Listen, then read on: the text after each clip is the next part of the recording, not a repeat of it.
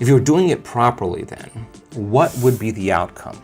The experiment of being abundant would be that you would have to feel that feeling. It's so good at doing it with your eyes closed. You got to do it with your eyes open. Now, why? Because if you're feeling the feelings of your emotions, of your future, you're no longer looking for them. Because you're in the future now. Your body is so objective that it's believing it's living in that reality where you are abundant. And as long as you feel that emotion, you're not separate from it any longer. You're no longer in lack. You're no longer looking for it to occur. Say, why hasn't it happened yet? If you're feeling abundant, why would you look? Right? You wouldn't. So then, our job then is to be able to maintain that modified state of mind and body. So, okay, so does that mean like you should check your bank account tomorrow and see if there's $500,000 in it? No. You keep tuning into that potential, and then here come the synchronicities. Yes. What's that? That's feedback in your environment. The universe saying, hey, Lewis, whatever you're doing, all of a sudden, we are starting to create, right? And I think it's so important for people to remember that they're the creators of their lives instead of the victim of their lives, right? So the victim is saying, I'm feeling this way because that person or that circumstance or I don't have any money is causing me to feel this way. That's my relationship with money. What that really means is I'm using my lack to reaffirm my dependency, my addiction, my conditioning. That's my relationship with money, is that I put my attention on money because I don't have it.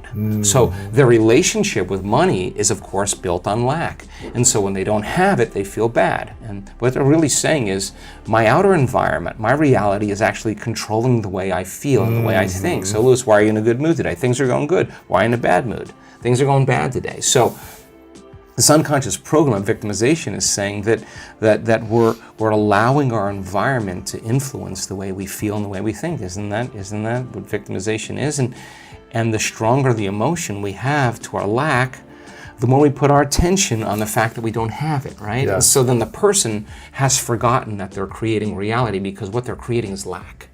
And they're creating more of it.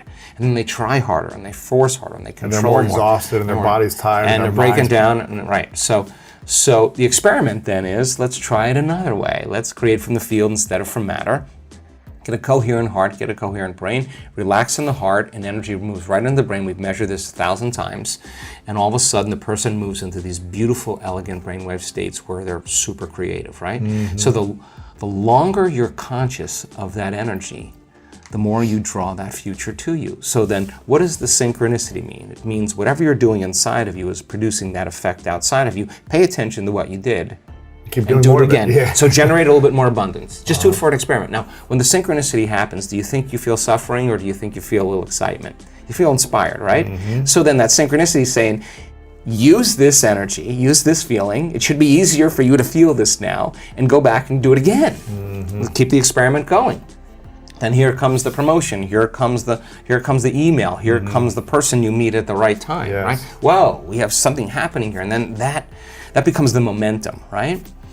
So then we generate abundance. That's how we do it. And the relationship... It doesn't just happen by accident, we generate it. We generate abundance, right? So then if you have an hour meditation where you're tuning into your abundant future, but then you're spending the other 15 hours a day in lack, don't expect anything to change. You defaulted.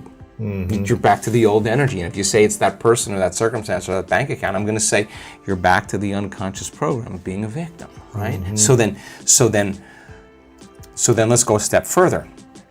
If your personality creates your personal reality, and it does, and your personality is made up of how you think, how you act, and how you feel, then the present personality who's listening to this podcast has created the present personal reality called their life. Nothing big there. Which means if you want to change your personal reality, you're going to have to change your personality. Right. Nothing changes in your life until you change, right? So then 95% of who we are is on autopilot, right? It's a programmed thoughts, hardwired thoughts, beliefs, perceptions, unconscious habits and behaviors, and really emotional responses that tend to be really knee-jerk and automatic, right? So if 95% of who we are is a set of unconscious programs, then the first step to change is becoming conscious of those unconscious thoughts. Now, people think when they sit down to do the work and make their change that they're doing something wrong. No, those thoughts have to come up. I'm not worthy, it's never going to work.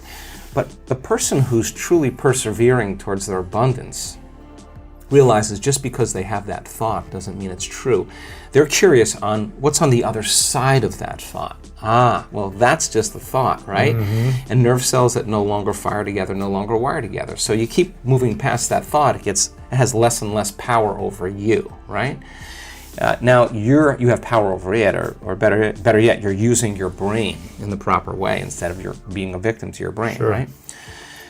If you complain about money, if you judge people who have it, if you rush when you're in lack, if you cheat when you don't have what you need, an abundant person doesn't do that.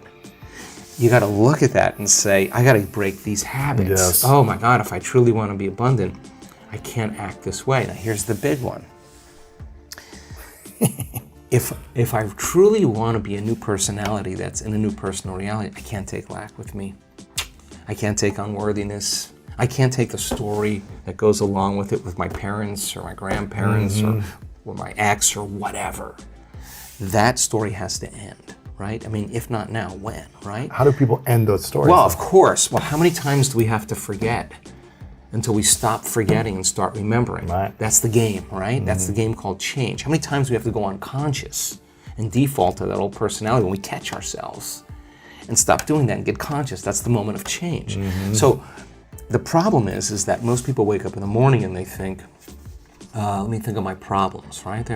The brain is a record of the past, right? So they think about their problems. They don't have enough money, and those problems are usually connected to certain people at certain places with certain objects and certain things. What didn't work out, or who Right. screwed me over. Or So the moment they wake up, the moment they remember those problems, they're thinking in the past.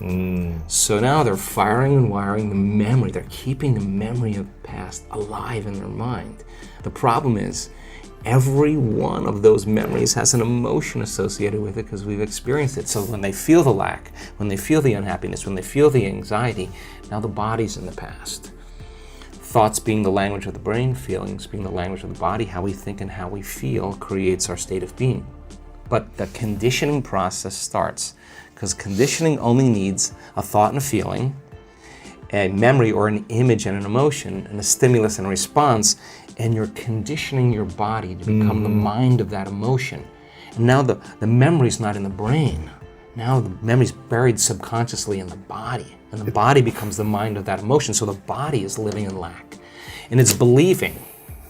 The body is that through the nervous system, or is that through neurochemical, the cells, everything? So the body's so objective that it does not know the difference between the real life experience that's creating the lack and the emotion that you're creating by thought alone called lack. The body's believing it's living the same past experience every day.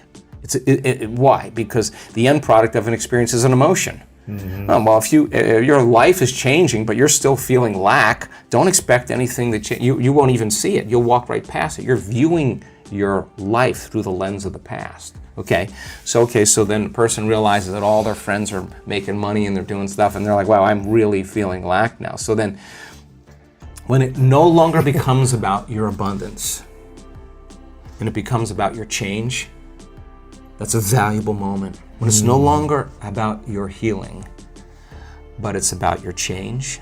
I paid attention to a lot of people in the last couple of years tell their story. The people who heal in this work from cancers and all kinds of chronic health conditions and Parkinson's and strokes and paralysis and all kinds of things, rare genetic disorders. It never was about, when they've really got in the game, it was never about their healing. It was about, what do I need to change in order to heal? When the game goes like that, so then the person who's feeling lack, on some level or another, it's not just in the mind, it's in the body. I'm using healing as an example, but let's use abundance as an example. When you understand that you cannot get abundant, when it's no longer about the game called abundance, it's about the game called change. What do I need to change? The more I change, the more I'll be abundant. Yes. So then it's no longer about how come it hasn't happened? That's the old personality, separate from the experience, still in lack, asking that question. Which is creating your current reality. Which is reaffirming it because that's the lens you're perceiving it through. Okay, so we should be focusing more on what we need to change every moment as opposed to the abundance or the healing. well, the word meditation means to become familiar with. Sit with yourself long enough and not turn on your cell phone, not scroll through your social media, and do no TikTok, no emails, none of that stuff. Don't just sit and close your eyes and watch the thoughts that come up. That's the exact reason why you're not abundant. Watch what you want to do when you're feeling lack, to take away the lack, and there's always something you would do to take it away. Yeah, go okay, ahead. so the hardest part about all of this is making a different choice. And the moment you decide to make a different choice, get ready, it's going to feel uncomfortable. Right. It's going to feel unfamiliar.